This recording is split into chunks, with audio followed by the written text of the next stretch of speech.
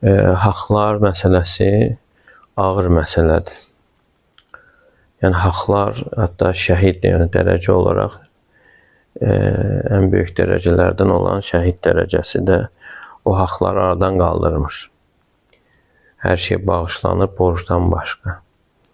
Və ona görə Peyğəmbər sallallahu aleyhi və səlləm buyurur ki, yəni dinar və dirhəmin olmadığı bir gün gəlməzdən əvvəl bugün halallaşın.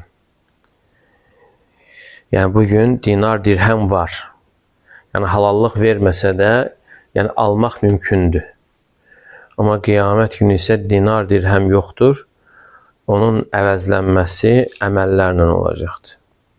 Yəni, onun qarşılığında insanın savabları, həsənətləri veriləcək. Əgər o da qurtarsa, o insanın günahları onun qarşılığında ona yüklənəcəkdir. Və ona görə Peyğəmbər sallallahu aleyhi və səlləm buyurur ki, ətədrunə mənil muflis. Yəni, bilirsinizmi, müflis kimdir?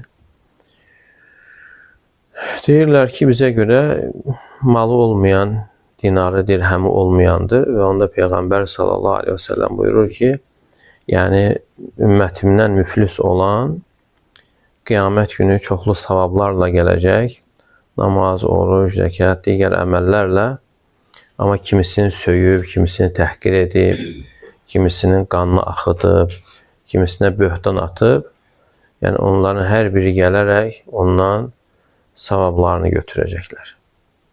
Ona görə qiyamət günü çox xəsislik günü sayılır. Yəni, insan keçməyəcək. Hətta elə insan olacaqdır ki, deyəcək, filan kəs mənim divarımdan palçıq götürüb, balaca bir palçıq və yaxud da saman çöpür götürüb. Yəni, istəyəcək nəsə qoparsın, nəsə başqasından qopardaraq xilas olmaq istəyəcək.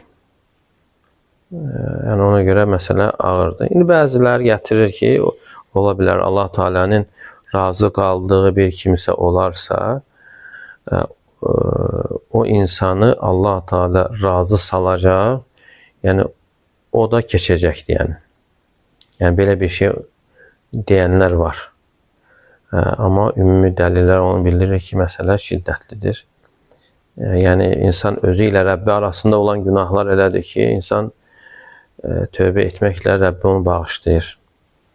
Amma insan haqqı isə mütləq halallıq alınmalıdır və yaxud da qaytarılmalıdır, əgər maddi bir şeydirsə.